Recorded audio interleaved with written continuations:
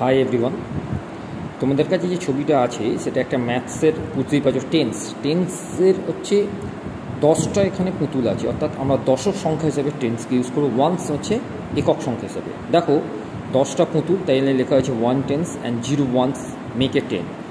10টা ফ্লাওয়ার, ওখানে লেখা আছে 1 টেন্স অ্যান্ড 1 ফুল, আলাদা ফ্লাওয়ার্স লেখা আছে।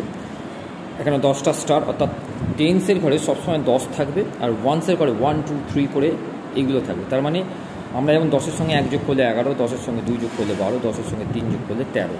অর্থাৎ এই কনসেপ্ট, অর্থাৎ টেন্স আর ওয়ান্স নাম্বারকে আমরা কীভাবে ডিভাইড করে একটা নতুন নাম্বার তৈরি করছি, সেইটা কিন্তু এইটার উপরে ডিপেন্ড করবে।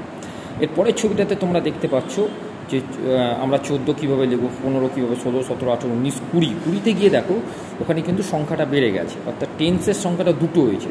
অর্থাৎ 20টা মানে যে টেন্স হচ্ছে 2 টেন্স অ্যান্ড 0। আবার 21-এ গেলে 2 টেন্স 1, অর্থাৎ 21, 2 টেন্স 2 22, 2 টেন্স 3 23, 2 টেন্স 4 24। আবার 30-এ গেলে 3 টেন্স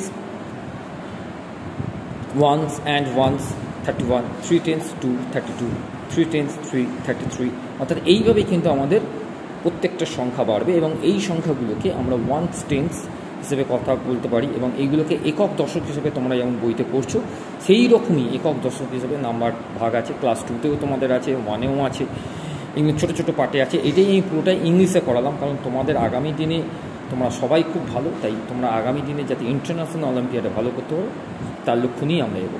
ওকে, থ্যাংক ইউ।